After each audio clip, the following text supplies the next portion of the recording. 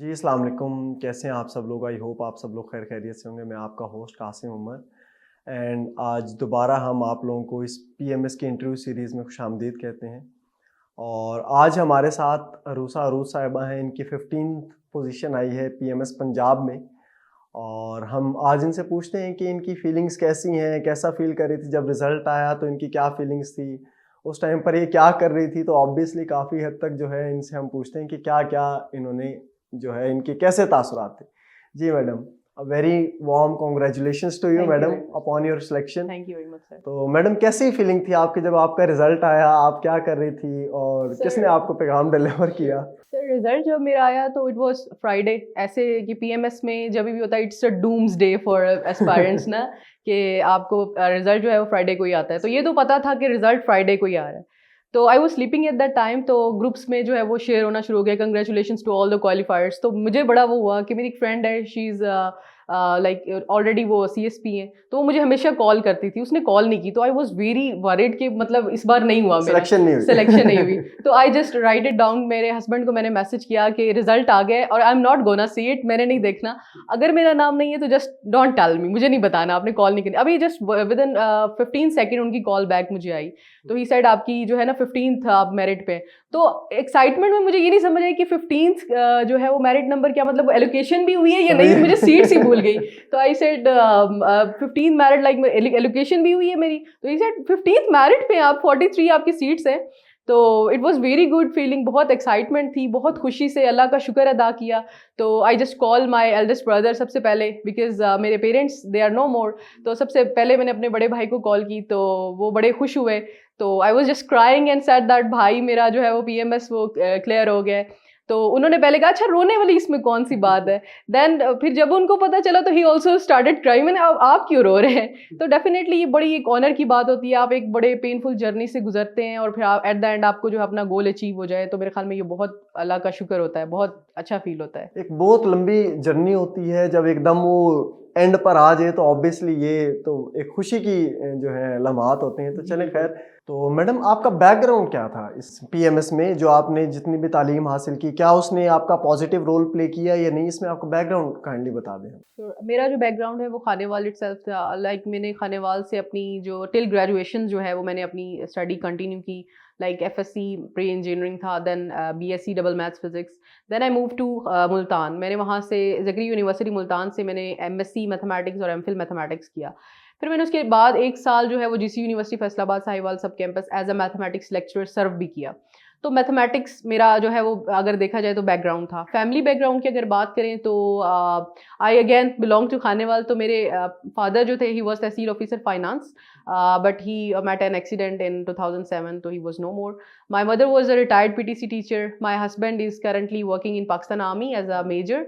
He is in MI right now and we are posted in Rawalpindi. Currently I am living in Rawalpindi. काफ़ी aspirants के ना, जो अभी market में कुछ नए आ रहे हैं, कुछ ने भी स्टार्ट किए और कुछ जो है भी स्टार्ट कर चुके हैं, और कुछ एंड लेवल पर पहुंच के भी अचीव नहीं कर पाते हैं। एक सबसे बड़ा जो मिथ बना हुआ है, एसए पास नहीं होता। तो मैडम स्टूडेंट्स का ये क्वेश्चन होता है, ये मैं वो क्वेश्चंस आपसे कर रहा हूँ मेजरली जो स्टूडेंट्स के होते हैं। तो स्टूडेंट्स का एक क्वेश्चन होता है कि एसए को कैसे पास किया जाए। अब वो कोई कहते हैं कि हमने कैसे स्टार्ट करना है, आउटलाइन ऐसे बनाए, इंट्रोडक्शन ऐसा हो। तो सबसे पहले तो ऑब्वियसली आपने फैक्ट्स गैदर करने हैं, कैसे करने हैं, आपकी क्या इस बारे में स्ट्रेटजी थी कि कैसे आपने? बिल्कुल, ऐसे जो है वो it's considered as hard nut to crack in CS and PMS. तो मेरा जो सीएसएस 2017 और 19 का अटेम्प्ट था उसमें मेरा ऐसे ही फ्लंक हुआ। तो उसके बाद जब पीएमएस 2020 में मैंने अटेम्प्ट दी, तो सबसे इंपॉर्टेंट जो चीज़ होती है आपकी ऐसे में, आपको पहले पता होना चाहिए। पहले तो सबसे पहले आपको ये पता हो कि ऐसे इज़ नॉट लाइक दैट कि आप जो बैचलर लेवल और जो स्कूल लेवल पे ऐसे करते हैं, it's totally different from that. फिर उसके बाद आपकी इसमें जो सबसे इंपॉर्टेंट चीज़ होती है, आप एक पैराग्राफ राइटिंग से स्टार्ट करें and just start getting evaluated from some एक अच्छे टीचर से, उसको इवेलुएशन करवाएं। लाइक आपकी ग्रामर में कोई मिस्टेक नहीं होनी चाहिए। फिर आप स्ट्रक्चर की तरफ आहिस्ता आहिस्ता मूव करते हैं। तो ऐसे में अगर हम देखें तो सबसे इंपॉर्टेंट चीज़ होती है टाइप्स ऑफ एसे। आपको पता हो कि फॉर एग्जांपल अगर आपके पास कोई टॉपिक आ गया, तो आपको पता हो ये टॉपिक जो है वो किस तरह का ऐसे है, ये डिस्क्रिप्टिव है, आर्गुमेंटेटिव है या एक्सपोजिटरी है। फिर उसके बाद आप उसके ऊपर आउटलाइन पे काम करते हैं। अब आउटलाइन में मेरे ख्याल में बच्चे काफ़ी ज़्यादा कुछ वो फॉलो कर रहे होते हैं, बनी बनाई आउटलाइंस जो मार्केट में अवेलेबल होती हैं उसी को छाप देते हैं। ऐसा नहीं है, आउटलाइन जो है वो it's all about your brainstorming और आप उसके ऊपर कितना अच्छा परफॉर्म करते हैं। फॉर एग्जाम्पल अब ऐसे आ गया वुमेन एम्पावरमेंट पे, ठीक है, तो वुमेन एम्पावरमेंट पे बहुत इट्स ओपन एंडेड, आप इसमें कुछ भी लिख सकते हैं।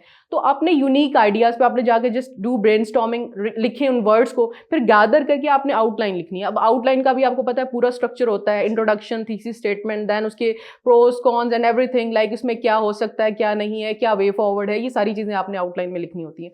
जब एक बार आप आउटलाइन लिख लेते हैं तो देन आपका जो नेक्स्ट फेज स्टार्ट होता है इंट्रोडक्शन का। अब आपकी जब आउटलाइन बनी हुई है तो मेरे ख्याल में आपके लिए कोई प्रॉब्लम ही नहीं है कि आप इंट्रोडक्शन लिखें। मसला ये होता है कि बच्चे इंट्रोडक्शन को रट्टा लगा रहे होते हैं, बने बनाए इंट्रोडक्शंस होते हैं, ऐसा नहीं होता। अगर आपने आउटलाइन अच्छी बना ली है तो आपने आउटलाइन में से इंट्रोडक्शन को पिक करके आपने लिखना होता है। फॉर एग्जाम्पल आपकी जो इंट्रोडक्शन में थीसिस स्टेटमेंट है वो कहते हैं कि इंट्रोडक्शन की बिल्कुल जो लास्ट पैराग्राफ की जो लास्ट सेंटेंसेस होते हैं वो उसका बन जाते हैं इससे। फिर उसके बाद जो हमारे इसके अंदर आउटलाइन के अंदर हमारे for example pros of something, like कोई भी फिनोमेना है उसके प्रोज हैं वो आप उसमें मेंशन करें, firstly, secondly, thirdly and moving forward, इस तरह से कनेक्टर्स लगा के आप इंट्रोडक्शन को बहुत अच्छा, बिल्कुल आप अच्छा अपना इंट्रोडक्शन वो बना सकते हैं। फिर उसके बाद जो बहुत इंपॉर्टेंट चीज़ होती है आपका कंक्लूजन, इंट्रोडक्शन कंक्लूजन। जो मैंने स्टार्ट किया था, मैंने आउटलाइंस बनानी स्टार्ट की, फिर उसके बाद कुछ अरसे के बाद मैंने इंट्रोडक्शन लिखना सीखा, फिर उसके बाद कंक्लूजन, और बॉडी पैराग्राफ्स तो बहुत एंड पे आए थे। तो ये चीज़ें आपके लिए मैटर करती हैं। तो फिर स्ट्रक्चर ऑफ द एसे भी आपको, जो जैसे मैंने टाइप्स की बात की उसके अकॉर्डिंग आपने आउटलाइन भी ड्रॉ करनी होती है। आर्गुमेंटेटिव जैसे है, तो अगर अब बच्चे को नहीं पता कि आर्गुमेंटेटिव है, जस्ट लाइक एज 2017 में मुझे नहीं पता कि आर्गुमेंटेटिव था एसए सीएसएस में, तो मैंने उसको बड़ा एक नॉर्मल डिस्क्रिप्टिव टाइप जो डील किया, तो मेरे ख्याल में वो फिर वजह बनती है आपके फ्लंक होने की। तो ऐसा नहीं होना चाहिए, पहले तो आपको उसकी टाइप्स के बारे में यू शुड नो कि ये टाइप क्या है, फिर उसके बाद आप उसके ऊपर आउटलाइन वगैरह बना के उसको इवेलुएट करवाते हैं, फिर इंट्रोडक्शन की तरफ एंड देन कंक्लूजन की तरफ। जहाँ तक इसकी फैक्ट्स की बात है कि कहाँ से गैदर करने होते हैं, तो हर टॉपिक आप टॉपिक उठाएं, बहुत ज़्यादा इंपॉर्टेंट जो होते हैं, फॉर एग्जांपल वुमेन है, हमारी इकोनॉमी है, हमारे सोशल प्रॉब्लम्स हैं, उनको उठा के उनकी फर्दर सब डोमेन्स बनाएं। For example women in politics, women in social sphere में आ जाता है, वुमेन इन इस्लाम, इस तरह से आप उसको कनेक्ट करते जाए सब डोमेन्स को। तकरीबन एक टॉपिक की आप कोई 15-16 फर्दर डोमेन्स बना लेते हैं। तो हर टॉपिक पे डिफरेंट आप सोर्सेज से जो है वो रिसर्च आर्टिकल्स पढ़े होते हैं। जे स्टोर पे आपको काफ़ी आर्टिकल्स मिल जाएंगे। फिर फर्दर न्यूज़पेपर से आप आर्टिकल्स, एक डॉकेट बनानी पड़ती है ना, हर आप लाइक वुमेन का आपने रखा हुआ है, फर्दर आपने लिखा हुआ है सोशल क्राइसिस, अनएम्प्लॉयमेंट लिखी हुई है, तो उसके अगर आपको कोई सोर्स मिल जाता है, यूथ बल्ज पाकिस्तान में न्यूज़पेपर के अकॉर्डिंग इतना है, तो आप उसमें जो है वो पुट डाउन करते जाते हैं। तो ये डॉकेट फिर आपको आगे बहुत give your career a boost with CSS PMS preparation from Civil Services Preparatory School. Join CSS PMS for on-campus and online classes. Join us for your bright future. Civil Services Preparatory School, Jeetan Markaz, Islamabad.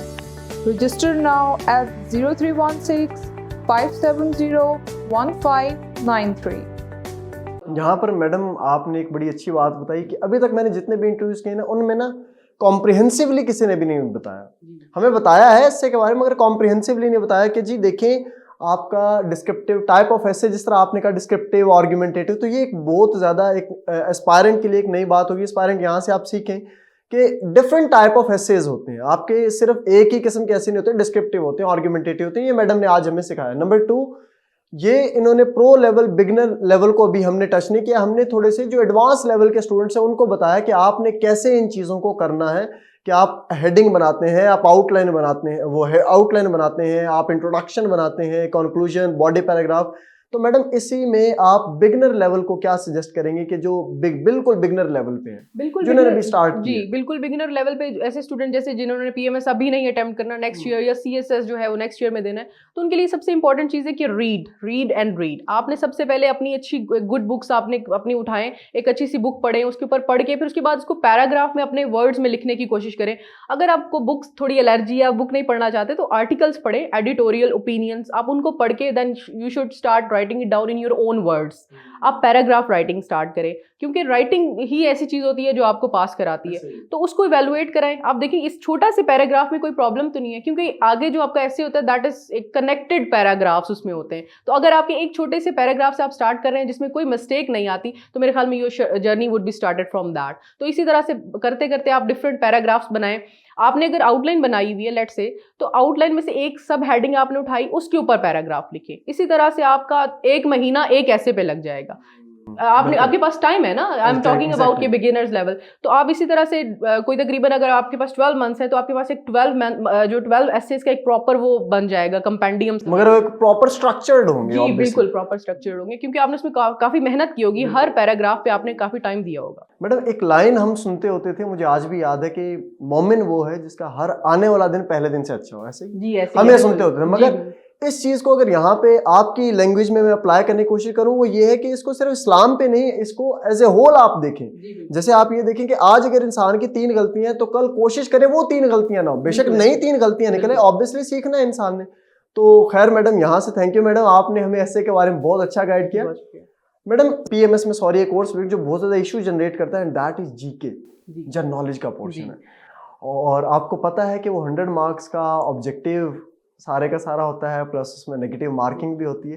तो madam उसको आपने कैसे tackle किया, उसके लिए आपके क्या source थे, किस तरह आपने पढ़ा? अच्छा, जो जीके का पेपर होता है उसमें अगेन फिर वो नेगेटिव मार्किंग का एक वो बड़ा एक फिनोमेना होता है। मेरे ख्याल में ये बड़ा मुश्किल सा पेपर होता है। बच्चे बहुत ज़्यादा डर रहे होते हैं कि हम ऐसे से निकल गए, अब हमारा जीके है। ये डिसाइडिंग एक मेरे ख्याल में होता है। मेरे लिए भी बड़ा होता था कि जब हम पेपर दे के आते थे तो चेक कर रहे होता, अच्छा ये सही है, ये सही है। तो ये हर बच्चा ही मेरे ख्याल में कर रहा होता है। तो जीके में सबसे जो मेरे सोर्सेज थे वो ये थे कि एक तो पहले तो आपको पता है कि पीएमएस में काफ़ी ज़्यादा आगे फर्दर सेग्रीगेटेड पोर्शंस हैं। जैसे करंट अफेयर्स का पोर्शन है। करंट अफेयर का हमारे लास्ट टाइम जो पीएमएस 2021 था उसमें कोई राउंड अबाउट 20 + 21 इस तरह के हमारे एमसीक्यूज आए हुए थे। तो करंट अफेयर का मेजर रोल होता है। आपको करंट अफेयर्स जो है वो बहुत अच्छे से प्रिपेयर करना होता है। अब करंट अफेयर्स आपको कहाँ से करना होता है? करंट अफेयर की डिफरेंट वेबसाइट से आप उसको कंसल्ट कर सकते हैं, या फिर न्यूज़पेपर बहुत अच्छा एक ऑप्शन होता है। न्यूज़पेपर उठाएं आप। न्यूज़पेपर अगर, और न्यूज़पेपर ये नहीं है कि आप सुबह से लेकर शाम तक पढ़ते ही रहिए, ऐसे नहीं। तो शुरू में हमें भी ऐसे ही होता था। तो न्यूज़पेपर आप उठाएं। अगर आपको कोई हेडिंग ऐसी मिल रही है, कोई पॉइंट ऐसा मिल गया है, पाकिस्तान में अगर जेंडर पैरिटी इंडेक्स अगर पाकिस्तान का जो मेंशन हुआ है, तो आप उसको उठा के वो जो मैंने आपको बताया ऐसे की डॉकेट आपने बनाई होगी फैक्ट्स एंड फिगर्स की, वहाँ पे कोट डाउन करें आप। फिर उसके बाद आपने जो करंट अफेयर्स के लिए वेबसाइट्स हैं, पाक एमसीक्यूज बहुत इंपॉर्टेंट जो है वो वेबसाइट है। नेक्स्ट जो पोर्शन आता है कंप्यूटर साइंसेस का, उसके लिए एग्जाम विडा की वेबसाइट बहुत इंपॉर्टेंट है। मैथ्स का पोर्शन होता है, उसके लिए इंडिया बिक्स की जो वेबसाइट है। मैथ्स तो खैर मेरा अपना भी स्ट्रॉन्ग था, तो इंडिया बिक्स जो है वहाँ से आप उठा सकते हैं।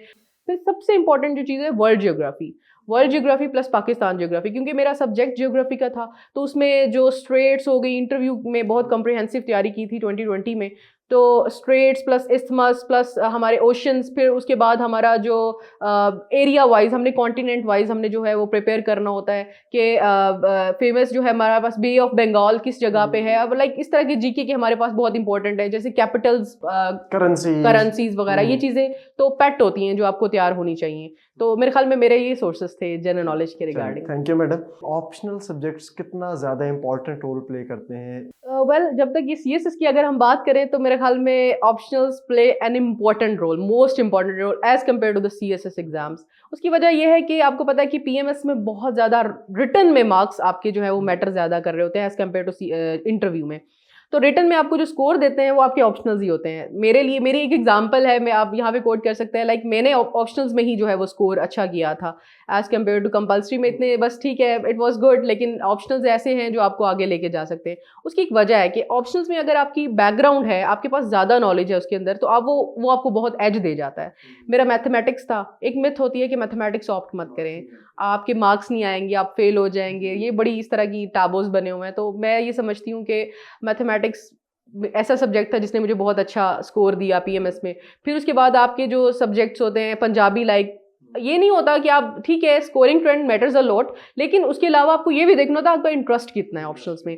और आपको सबसे पहले इंपॉर्टेंट चीज़ जो है, मैं यही कहूँगी कि एस्पायरेंट्स को सबसे पहले तो गो थ्रू द सिलेबस जो पीपीएससी की वेबसाइट पे दिया हुआ है ऑप्शनल्स के रिगार्डिंग।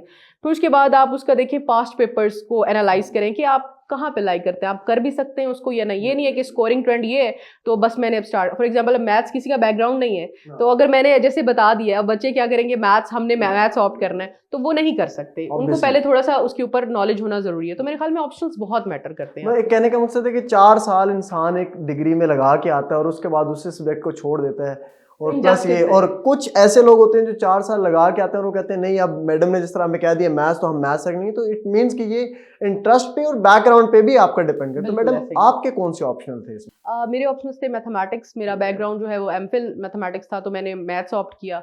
उसके अलावा मेरा सेकंड जो सब्जेक्ट था पंजाबी, जो हमारे पंजाब के लोगों को बहुत पसंद है, and third was geography. Welcome to CSP's Academy for CSS PMS preparation. CSS PMS तहरीरी इम्तिहान के तमाम मज़ामीन की ऑनलाइन और ऑन कैंपस तैयारी के साथ साथ subject selection, assignment checking, class test, mock exam, individual teacher discussion और फीडबैक सेशन का इनकाद किया जाएगा। इसके अलावा FPSC की तजवीज़ करदा बुक्स से बने मयारी नोट्स और CSP पब्लिशर की बेहतरीन बुक्स मुहैया की जाएंगी।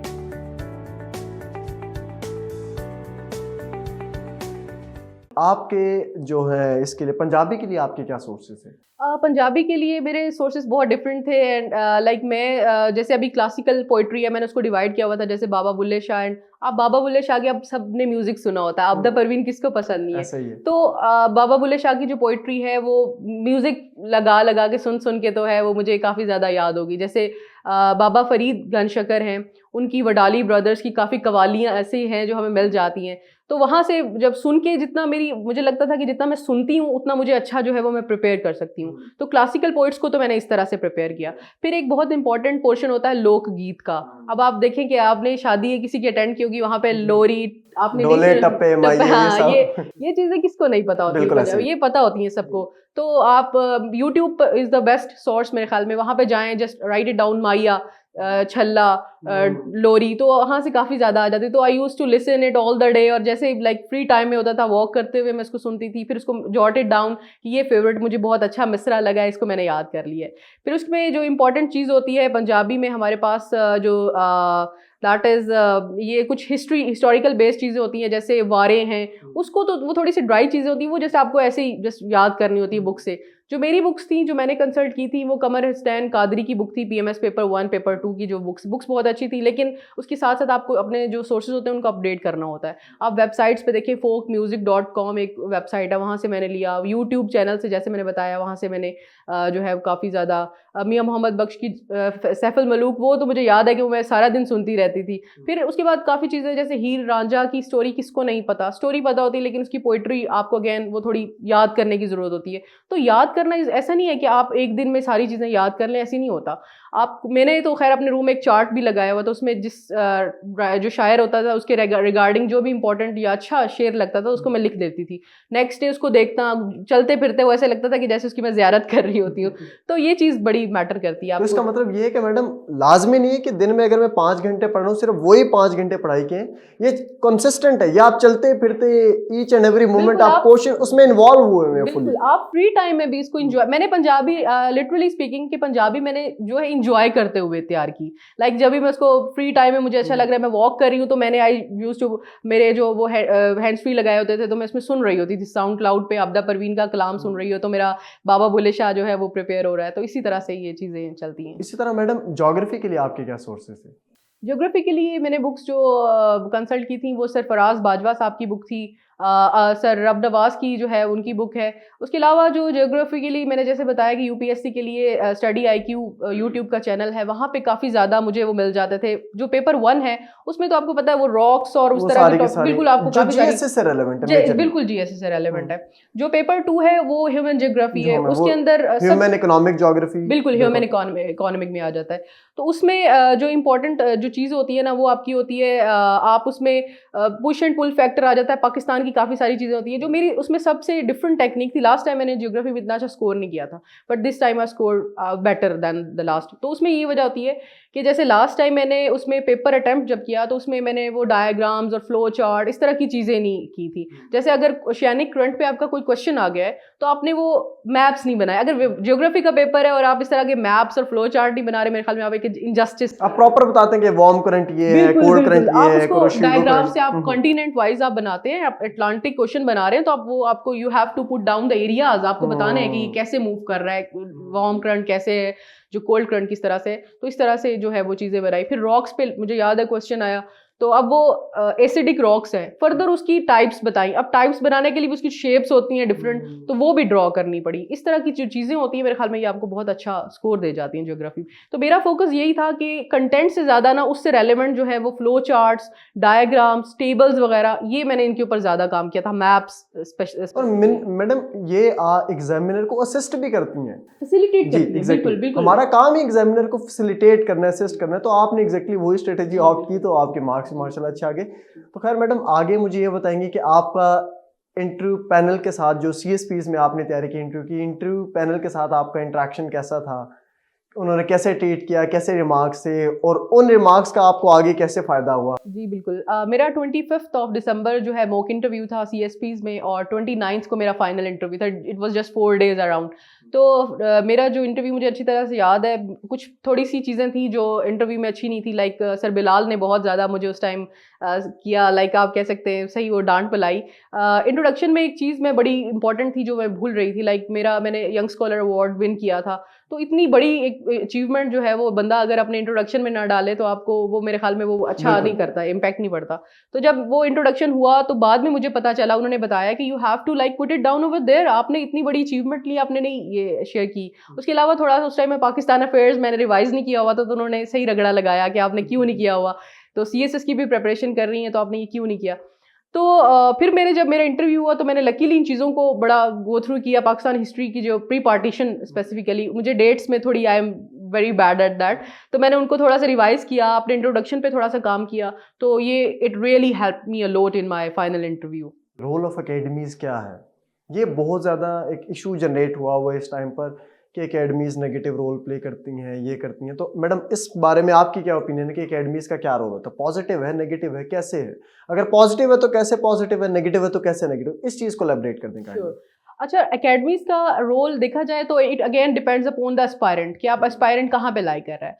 अगर एस्पायरेंट बिल्कुल बेसिक लेवल से स्टार्ट कर रहा है और उसके पास कोई गाइडेंस नहीं और वो गाइडेंस स्कैटर्ड वे से जो है वो कलेक्ट कर रहा है, तो मेरे ख्याल में उसके लिए academy it would work a lot. आप वहाँ जाते हैं, आपकी जो टीचर्स के साथ इंटरेक्ट करते हैं, ऐसे लोग जो एक्सपीरियंस्ड होते हैं, तो वो आपको एक राइट डायरेक्शन पे लेके जाते हैं, आपको बताते हैं कि ये सिलेबस है, इसको इस तरह से कवर करना है, ये इसकी बुक्स हैं, इस तरह से आपको एक वे ऑफ लाइक लर्निंग आपको बताते हैं। तो वो काफ़ी आपके लिए हेल्पफुल साबित होता है। प्लस ये रिटर्न की बात है, इंटरव्यू में तो डेफिनेटली जैसे मैंने आपको बताया काफ़ी सारी चीज़ें एस्पायरेंट्स मिस कर रहे होते हैं। जो पैनल बैठा होता है वो अगेन एक्सपीरियंस्ड होता है, उन्होंने काफ़ी इंटरव्यूज़ कंडक्ट भी किए होते हैं जो FPSC PPSC पैनल्स में से, तो वो आपको काफ़ी गाइड करते हैं कि भाई बच्चे ये इशू है, आपने इसके ऊपर काम करना। आपके ग्रे एरियाज बताते हैं, इवेलुएशन में बहुत जो है वो काम आती हैं ये चीज़ें सारी, like rather it is critical evaluation return है या आपका इंटरव्यू इवेलुएशन है। तो टॉक्सिक तब हो जाता है एकेडमीज में जाना, वो तब होता है कि फॉर एग्जांपल अगर आप एक राइट डायरेक्शन में भी चल पड़े, अब आपको खुद से आप कुछ नहीं करना चाह रहे, अब आपको एकेडमीज ने बता दिया।